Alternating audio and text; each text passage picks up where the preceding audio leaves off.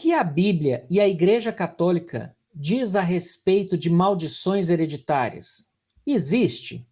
Se sim, como conseguimos quebrá-la uma vez que a pessoa amaldiçoada está em pecado? Eu confesso que eu já recebi essa pergunta várias vezes, já a respondi várias vezes, mas eu vou responder de novo, pelo grau de importância dessa pergunta. Não existe maldição hereditária. Não existe maldição hereditária. O que é maldição hereditária? Ou maldição intergeracional, que as pessoas dizem? É o seguinte: o seu bisavô era um alcoólatra, adúltero e gastava todo o dinheiro dele com apostas. E o seu avô é um alcoólatra, adúltero e gastou todo o dinheiro dele com apostas.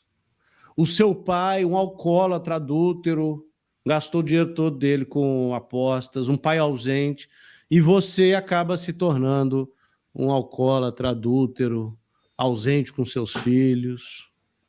Maldição intergeracional. Ou a sua bisavó fez uma feitiçaria, ela era feiticeira, fazia bruxaria, envolvia com magia negra, e aí isso passou para sua mãe, e agora você tem um encosto em cima de você. Como quebrar? Porque a pessoa amaldiçoada está em pecado. Olha que crueldade que se coloca na cabeça das pessoas. Se você está me assistindo e acredita em maldição hereditária, como eu sei que tem muita gente que gosta de mim, é católica e acredita nessa besteira, o meu compromisso não é com você gostar de mim, o meu compromisso é com a verdade. Então, assim, não fique aborrecido comigo, porque eu estou falando a verdade. Repense os conceitos errados que te foram ensinados.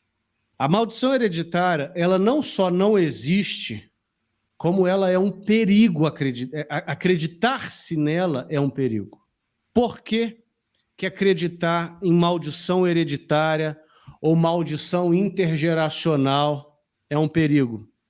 Primeiro, porque tira a responsabilidade do pecador. Você tem que entender, o Edson, que eu sou um adúltero, entendeu? Eu, cada dia, estou indo para a cama com uma mulher diferente, mesmo eu sendo casado, é porque é maldição hereditária. Meu pai era assim, meu avô era assim, meu bisavô era assim. Tira a responsabilidade do pecador. Isso é sério, gente. É verdade. Você vai prestar conta do seu pecado para Deus, não do pecado do seu pai ou do seu avô. Então, tira a responsabilidade. Parece aquela coisa assim de dívida histórica. Entendeu? Ninguém tem culpa de nada, todo mundo é vítima. Ah, você é vítima. Você é vítima. Você não é pecador, não. Você é simplesmente um amaldiçoado por causa de pecados de gerações anteriores. Isso é sério. Você está tirando do pecador a responsabilidade dele. Você tem que entender que a responsabilidade para romper com esse ciclo de pecados é sua. Segundo perigo de se crer na maldição hereditária, cria-se uma falsa solução. Para uma falsa causa, você vai ter uma falsa solução. Por quê? Vou pegar o exemplo aqui do adúltero. O sujeito, ele é um adúltero. Qual que é a solução? Arrependimento, confissão, mudança de vida. Qual que é a solução entre aqueles que creem em maldição hereditária? Quebra de maldição. Como se fosse um passe de mágica, uma coisa ritualística. E eu já vi reuniões de quebra de maldição hereditária. Gente, isso não existe.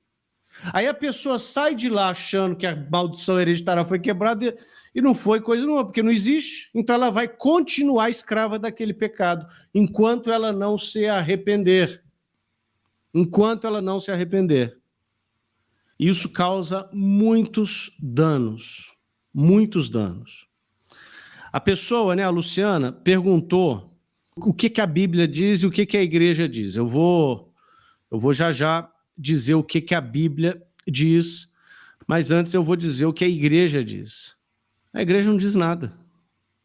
O que existe é a Conferência de Bispos da Polônia redigindo um documento teológico sobre isso, de tanto que isso se espalhou na Polônia. Como se fosse a CNBB, mas CNBB é a Conferência Nacional dos Bispos do Brasil, né? Então é CNBP, Conferência Nacional dos Bispos da Polônia. Olha só o que a Comissão Teológica deles publicou em 2015.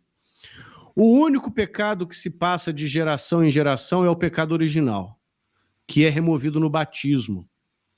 A igreja ensina desde o início que o pecado é sempre pessoal e requer uma decisão da vontade. O mesmo é verdade para a penalidade do pecado.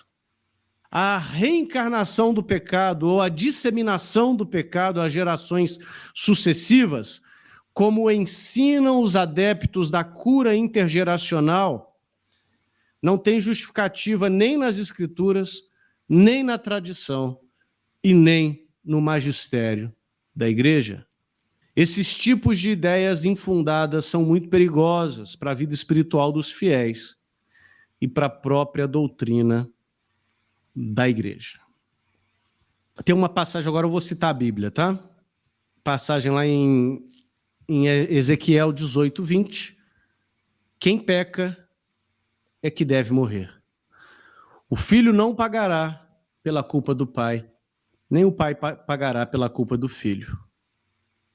A alma que pecar, esta morrerá. Eu fico assim um pouco bravo, gente, porque esse tipo de maluquice surgiu em meio protestante. Esse tipo de maluquice surgiu em meios pentecostais protestantes.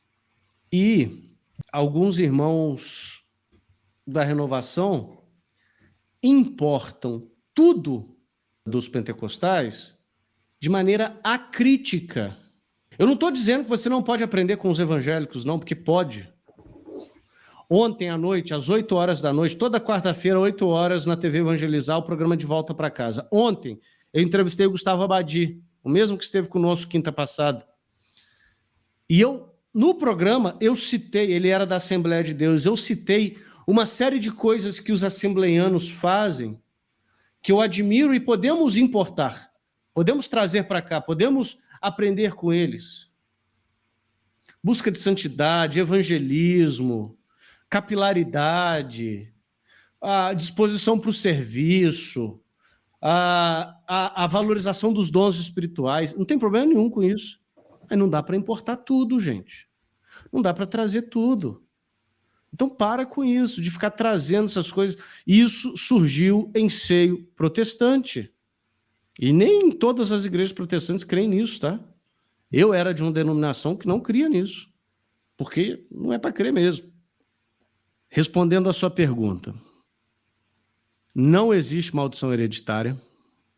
A igreja nunca ensinou isso. Isso surgiu em meios evangélicos e foi importado para a Igreja Católica de maneira acrítica. É perigoso crer em maldição hereditária, porque você tira a responsabilidade do pecador e você cria soluções mágicas para problemas que não têm soluções mágicas. E, por fim, existe comportamento aprendido. Não existe maldição hereditária, mas existe comportamento aprendido. Então, assim, a mãe é promíscua, aí a filha é promíscua. Isso é uma maldição hereditária? Ela aprendeu, o comportamento aprendido.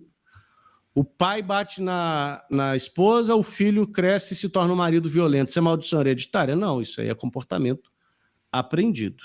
Então, comportamento aprendido existe. Como que resolve comportamento aprendido, comportamento errado? Com quebra de maldição? Não. Com arrependimento, com direção espiritual, com confissão, com mudança de vida, com vontade de servir a Jesus. E não com uma reunião mágica de quebra de maldição. Se você está assistindo esse programa, é porque você quer aprender sobre doutrina católica. De modo que, se você não gostou do que eu falei aqui, sobre essa pergunta, porque tem outras perguntas que eu dou a minha opinião. Essa pergunta aqui eu não estou dando minha opinião, não. Estou falando que a igreja ensina. Se você não gostou do que eu falei aqui, se arrependa, estude, pesquisa, se aprofunde. E lembre-se que se eu só falar o que você gosta de ouvir, você não vai aprender nada. Se eu só falar o que você já concorda, você não vai aprender nada. Eu sei que para algumas pessoas está difícil. Poxa, eu gostava tanto do Eduardo, mas hoje ele pisou na bola quando ele falou que não existe maldição hereditária. Meu irmão, minha irmã, não existe maldição hereditária. Para com essa bobagem. Vamos aprender com os irmãos separados, o que é bom. Não vamos beber tudo de maneira acrítica. E vamos nos lembrar que nós temos as Escrituras Sagradas, nós temos a tradição da igreja e nós temos o magistério da Santa Igreja. A passagem bíblica que eu citei, a alma que pecar, essa morrerá, Ezequiel 18, 20. Ezequiel, capítulo 18, versículo 20. A alma que pecar, esta morrerá. O filho não levará a iniquidade do pai, nem o pai a iniquidade do filho. A justiça do justo ficará com ele e a perversidade do perverso cairá sobre este.